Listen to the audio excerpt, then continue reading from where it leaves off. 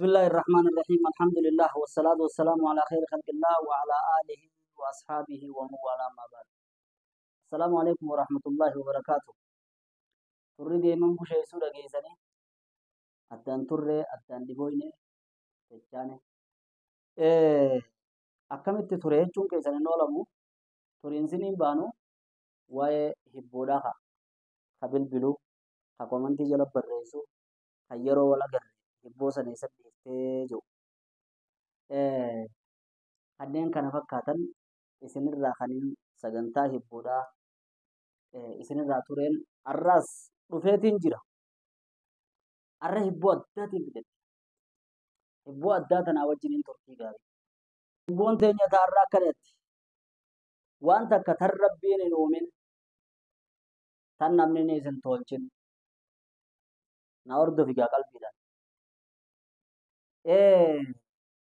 Tani nabiin sallallahu alaihi wasallam waan san hin arkin tan nuti arkaa jiru maalimi nena hima isinifin irra deebi'a maal jee jechuun keessan hin oolamu waan takka rabbiin hin uumne namni ni isin tolchine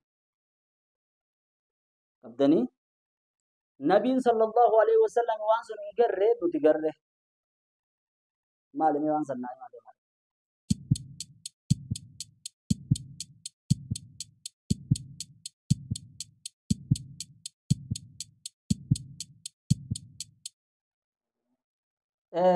deebiin unola gartaniimi alqur'aanul kariim qur'aan akkamitti jechuun keessan hin oolamu ani asumaanuu aqiidaa isin barsiisuudhaaf hin barre qur'aanni ta duraan duraati makhluuqaa miti qur'aanni sifa rabbiiti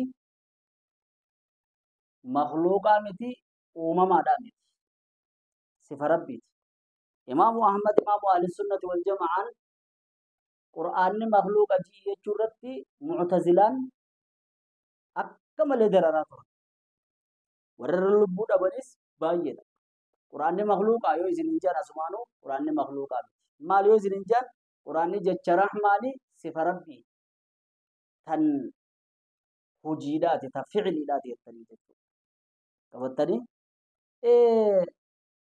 haya rabbiin hin uumne ni buuse maleedha ammas namni ni isin tolchine egaa makhluuqaa miti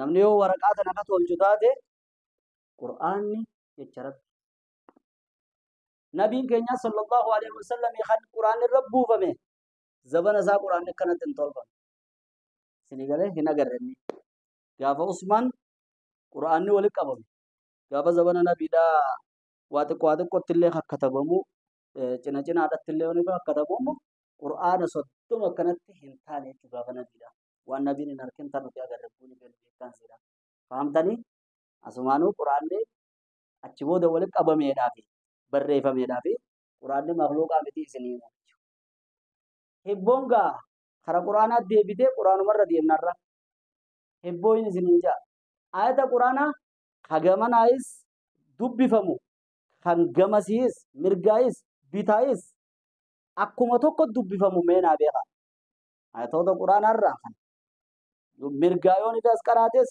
ni dubbifamu bitaayoon ifi qaraates ni dubbifamu himaame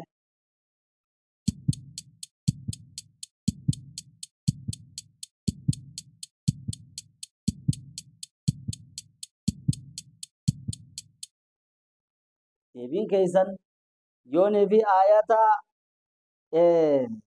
suuraa muddassir ayata sadaffaadha kan akkam jiru warabbaka fakabbir yooni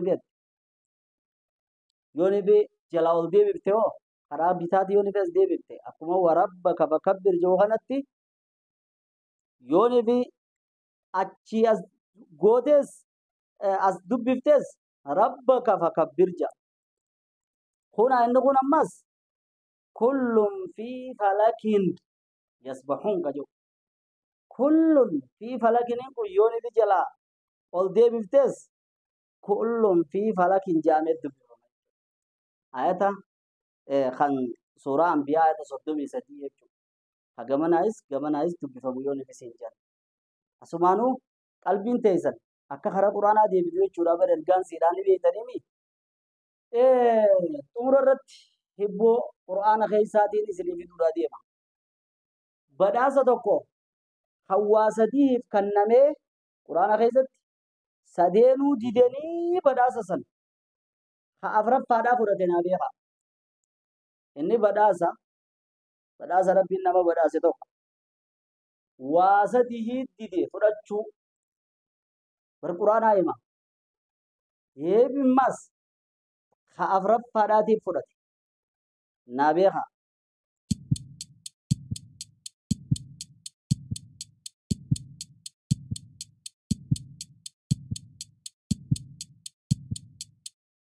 يبنزيدا سورة أحزاب آية ترباتم في لمرة ربين سبحانه وتعالى إنا عرضنا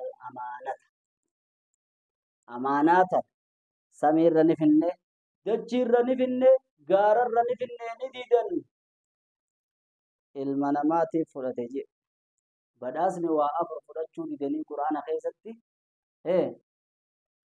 فرتي خير من المنامات خبرتي Asumaanuu amaanaan jabduu ta'uu hubadhaa jechuudha. Ergaan hibboo tanaa hibboon raahaa qalbiidhaati, raahaa sammuudhaati, raahaa nama gooti, akka namni waashaa kalaqamu. Laakiin ammoo ani ergaa biraatiif hin dhufee beeku.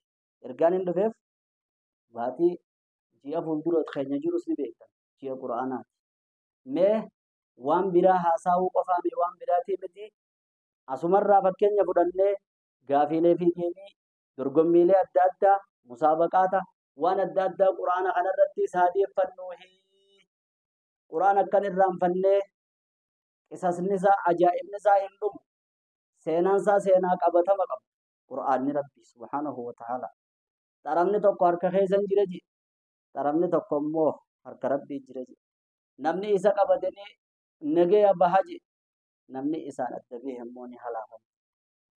هو دستورنا دستور خينيا قرآن خينيا نور ربي نوحن خدروا في بودان صبان دفن خواني إنهم يرود أسفوته وان زبر أما تتقم وان خليفي دنگل تبوفمه وان جنا داد كوت تخيسار كت قرنين يخين أمني محمد الله قيامة وان أمة تبر رأي جلي أسمان jabeenya amaanaadhaa kana waan hin dubbaddeef ammaan duraas dubbachaa jirra. Namni hundi amaanuma dubbata. Namni hundi amaanuma dubbata. Kun biyya ambaatii nama biratti ergataa amaanaan isaa nyaadhamte. Ijoolleen shamarranii bakka biraatiis amaana kaan sheekummaa laalanii kaan waan adda addaa laalanii kaan daawaadha godha jedhanii amaanaa irraa jabeessaa. Akka gaariidha jabeessaa. Waan diin mallattoolee diin alaamaa diin rabbii amaanaa namaatiin nyaachuudhaaf sababa godhachuun gaariidha. Sababa godhachuun gaariidha jechuudha. Saniif jabaadhaa isiniin jechaa hammanuma naa guddifadhaa fuulaa dhadhooyinee loohaa baraafannee walitti dechaanee wajjin jirraa wal bohaarsinaa isiniin jechuu biyyaaf hin dhufe. والسلام عليكم ورحمة الله وبركاته.